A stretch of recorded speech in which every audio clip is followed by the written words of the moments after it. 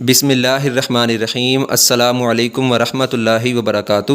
دوستو، ہم میں سے سب لوگ جب صبح اٹھتے ہیں تو اپنے دانت صاف کرنے کا اہتمام کرتے ہیں، اور اس کے لیے ہم ٹوتھ برش اور ٹوتھ پیسٹ استعمال کرتے ہیں۔ مسواک ہم میں سے بہت سے کم لوگ استعمال کرتے ہیں۔ آج میں آپ کو مسواک کرنے کی فضیلت، اس کی ضرورت و اہمیت کے بارے میں حدیث مبارکہ سناؤں گا، جس سے ہمیں پتہ چلے گا کہ مسواک کرنا ہم سب کے لیے کتنا ضروری ہے۔ مسواک کرنے کا اہتمام کریں۔ رسول اللہ صلی اللہ علیہ وآلہ وسلم نے ارشاد فرمایا، مسواک کیا کرو، اس لیے کہ مسواک منہ کو صاف کرنے والی اور پروردگار کو راضی کرنے والی ہے۔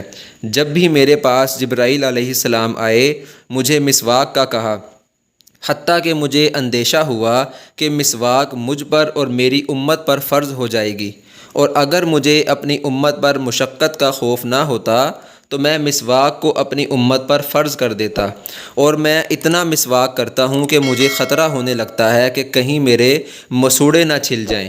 سنن ابن ماجہ شریف کی حدیث ہے۔ اس سے ہمیں پتہ چلا کہ مسواک کرنے کی کتنی فضیلت ہے اور اس کی کتنی ضرورت ہے۔ لہٰذا ہمیں چاہیے کہ ہم ہر نماز میں جب بھی ہم وضو کریں تو ہم مسواک کرنے کا اہتمام کریں۔ اللہ تعالیٰ عمل کرنے کی اور اس کو دوسروں تک پہنچانے کی توفیق نصیب فرمائے۔ جزاک اللہ خیرہ۔